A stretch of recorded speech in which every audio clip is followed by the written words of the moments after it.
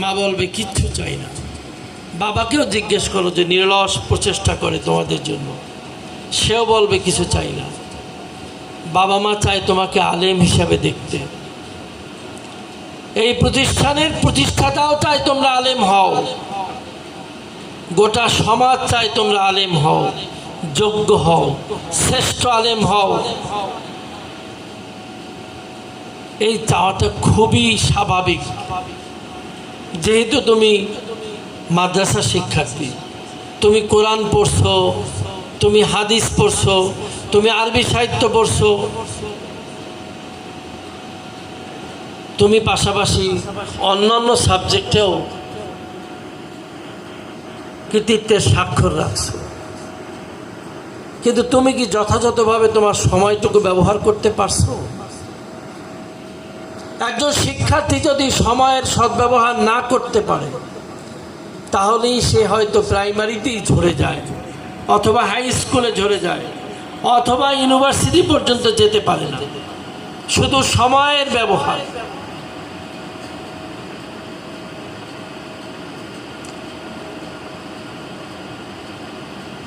গ্রাম আর শহরের মধ্যে একটি বড় পার্থক্য আমরা এখন পরিলক্ষিত করি। অধিকতর গ্রামের শিক্ষার্থীরা অনেক আন্তরিক, মেধাবী এবং রেজাল্টে কৃতিত্বের স্বাক্ষর রাখে। এই তো সেদিন 30 তারিখ আমরা প্রায় 100-র অধিক শিক্ষার্থীকে অ্যাওয়ার্ড দিয়েছি। তারা ইসলামী আরবি বিশ্ববিদ্যালয়ের শ্রেষ্ঠ শিক্ষার্থী বিগত সময়ে। তাদের অধিকাংশই গ্রাম থেকে আসা। সেজন্য শহরে অনেক সুযোগ সুবিধা আছে, কিন্তু তুলনামূলকভাবে পড়াশোনা এখানে বেশি করা সম্ভব।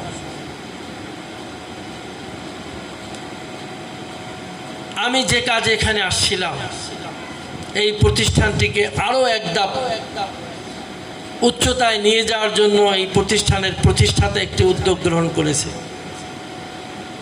এই প্রতিষ্ঠানটিকে আরও তদারকি বাড়িয়ে দেওয়ার জন্য, আরও সুযোগ সুবিধা বাড়িয়ে দেবে শিক্ষকদের, শিক্ষার্থীদের। সেজন্য এই প্রতিষ্ঠানটিকে একটি ট্রাস্টের অধীনে নিয়ে যেতে চাচ্ছে।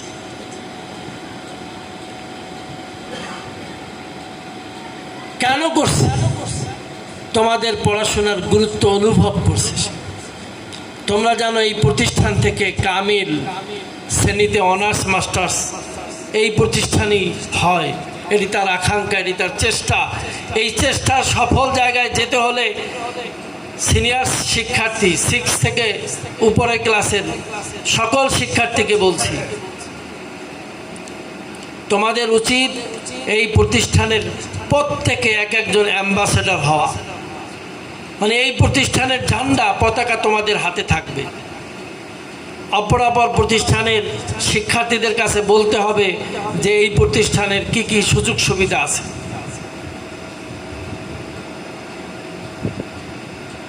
আমরা মোটামুটি চূড়ান্ত করেছি, তোমাদের অধ্যক্ষ উপাধ্যক্ষ এই ক্যাম্পাসেই কর্তৃপক্ষ কোয়ার্টার করে দেবে, সেখানে থাকবে সপ্তাহের সব কটি দিন ফ্যামিলি নিয়ে। কি বলো, ভালো হবে না? বলো, শিক্ষায় তোমাদের জন্য ভালো হবে না? এখন ক্লাস শুরু হয় কয়টায়? বলো, 8টায়। তাই টোটাল সময়টা যদি প্রিন্সিপাল, ভাইস প্রিন্সিপাল শ্রেণীকক্ষ থেকে তোমাদের পাঠদান তদারকি করে, তাহলেই তো তোমরা আলোকিত মানুষ হবে। সুপ্রিয় শিক্ষার্থী, ইনশাআল্লাহ আমি যতদূর এখানে এসে দেখেছি, বুঝতে পেরেছি, জেনেছি এবং তোমাদের এই পারফরমেন্স দেখেছি, আমি আর একটু খুব খুশি হতাম যদি তোমাদের দুজনের কাছ থেকে ইংরেজি এবং আরবিতে সুন্দর একটি বক্তৃতা শুনতে পারতাম। এই আয়োজনে সেটি দরকার ছিল। তোমাদের কথা তো তোমাদেরই বলতে হবে, তোমাদের চাহিদা তো তোমাদেরই বলতে হবে, তোমাদেরকে তো মাথা উঁচু করে দাঁড়াতে হবে। তোমরা সময়ের সদ্ব্যবহার করতে হবে। তোমাদের চরিত্র সংরক্ষণের জন্য তোমাকেই ভূমিকা রাখতে হবে একজন চরিত্রবান মানুষ হওয়ার জন্য। সেই জন্য তোমাদেরকে তো এই কেডিএর চেয়ারম্যান খলিলুর রহমান হতে হবে, সেই স্বপ্ন দেখতে হবে, শ্রেষ্ঠ আলেম হবে, জাতিকে সার্ভিস দিবে। তোমরা একটা কথা শোনো, সমাজের কিন্তু চাহিদা আছে মাদ্রাসা শিক্ষার্থীদের কাছে, স্কুল শিক্ষার্থীদের কাছে ওই চাহিদাটি নাই। তুমি একজন বড় আলেম হও, সমাজ চায়, সমাজের সর্বস্তরের মানুষ চায়, বাবা মা চায়, পরিবারের সবাই চায় তুমি ভালো আলেম হও, তুমি সত্যবাদী হও, তুমি নিষ্ঠাবান হও, তুমি আন্তরিক হও, তুমি মানুষের মতো মানুষ হও, তুমি আলোকিত মানুষ হও।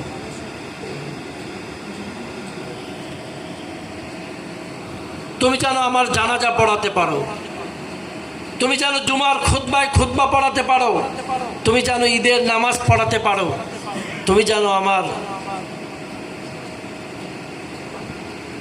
মৃত্যুকালে আমার দাফনে তুমি অংশগ্রহণ করতে পারো একজন শ্রেষ্ঠ আলেম হিসাবে। মাদ্রাসা শিক্ষার্থীদেরকে তো সম্মান করে সমাজের সর্বস্তরের মানুষ। আমি কখনো দ্বিধা করিনি, আমি মাদ্রাসায় পড়েছি, কামিলে ফার্স্ট ক্লাস ফার্স্ট হয়েছি, আমি ইউনিভার্সিটিতে পড়েছি, অনার্স মাস্টার্সে ফার্স্ট ক্লাস ফার্স্ট হয়েছি। তাই তো আজ সময়ের সদ্ব্যবহার করেছি, শিক্ষকদের কাছ থেকে সর্বোচ্চ দোয়া পেয়েছি, বাবা মার দোয়া ছিল, রব্বুল আলামিন সৃষ্টিকর্তার দোয়া ছিল। কিন্তু বলতে পারো কেন? আমার নিয়ত ছিল যে আমি আমার সর্বোচ্চটা দিয়ে চেষ্টা করব ভালো একজন আলেম হওয়ার জন্য। সেই নিয়ত তোমাকে করতে হবে। আর তুমি যদি নিয়ত করতে পারো ভালো একজন আলেম হবে, তাহলেই তো তুমি সকল শিক্ষককে শ্রদ্ধা অবনতভাবে শ্রদ্ধা করতে পারবে। শিক্ষক যা পড়ায় অক্ষরে অক্ষরে শুনবে, পালন করার চেষ্টা করবে, তাহলেই তো তুমি বড় হবে। মনে রাখতে হবে তোমাদের শিক্ষকদের সেই কড়াকড়ি আদেশ নিষেধ তোমাদের জন্য তোমাদের পথকে সুগম করে দিবে।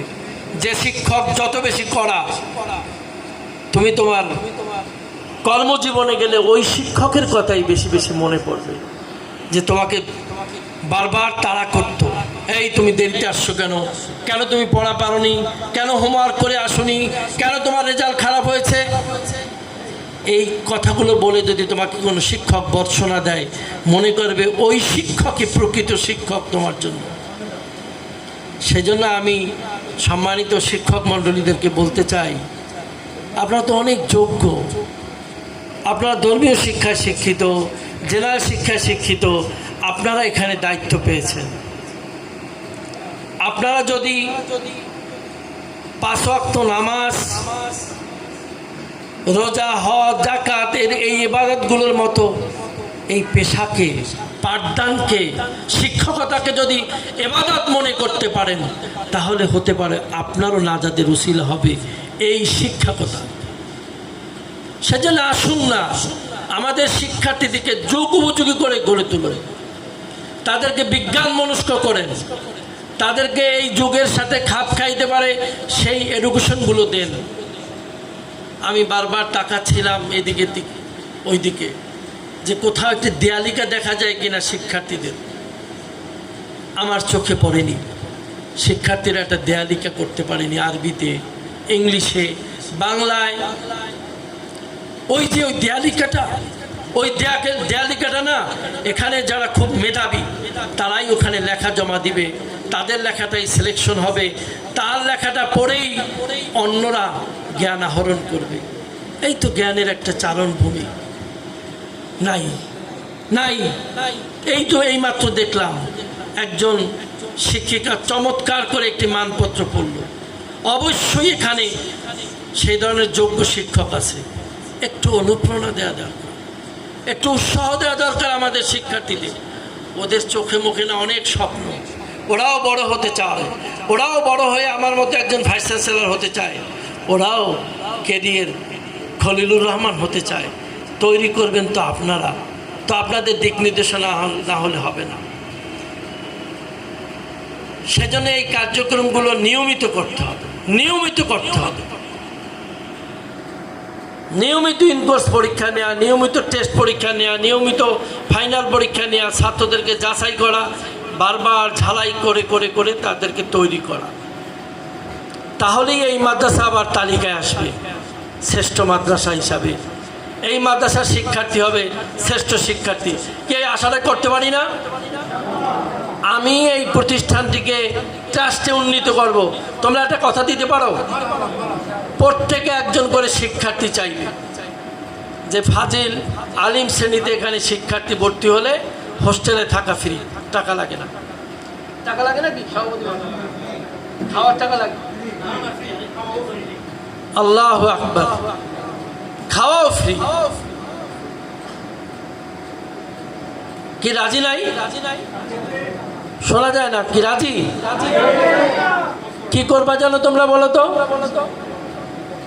তোমরা অপরাপর অন্য প্রতিষ্ঠানের শিক্ষার্থীদেরকে বলবে এই প্রতিষ্ঠানটি বেস্ট প্রতিষ্ঠান, আরবি শিক্ষক, ইংরেজি শিক্ষক, গণিত শিক্ষক খুব চমৎকার করে পড়ায়, আমাদেরকে ক্লাসের পরও 1 ঘন্টা পড়ায় অঙ্কের টিচার। জানো আমরা অঙ্কে ভালো কেন?